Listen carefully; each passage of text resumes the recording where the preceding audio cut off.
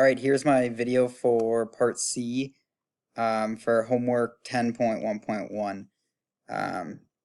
The first thing it tells us is that angle A equals x, and so we have this isosceles triangle here. We have A, C, and B, and they're saying that the degrees for A is x, and that would mean that the degrees for angle C is also x because that's an isosceles triangle. And so then we want to find out what the angle CBA is.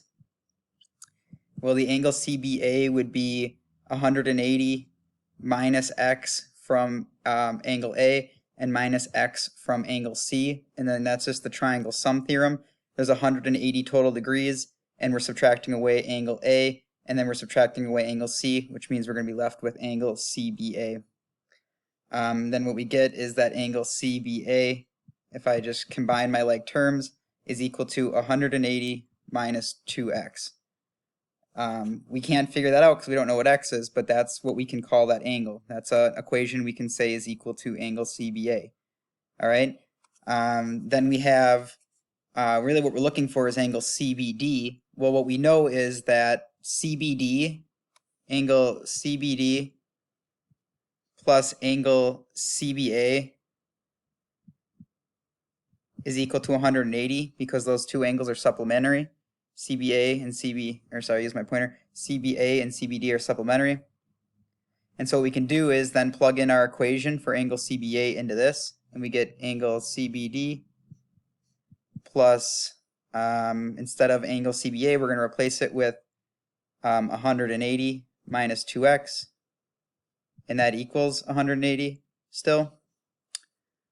Then we're going to subtract over. We're going to subtract over the 180 minus 2x so we can get this angle by itself. Minus the 180 minus 2x.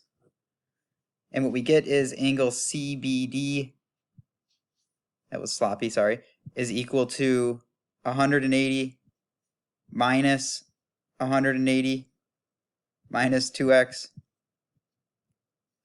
And what we do then is we distribute our negative sign in here.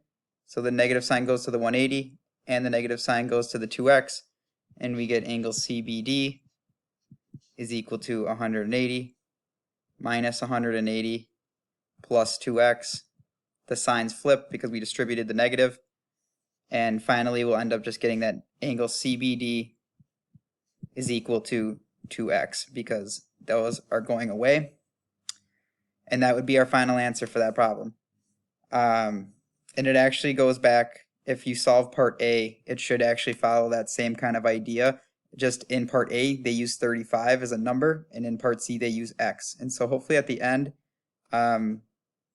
you get, for part A, you get that CBD is equal to 70, which is 2 times 35. Just like we got here, it would be 2 times x. I hope this video helps.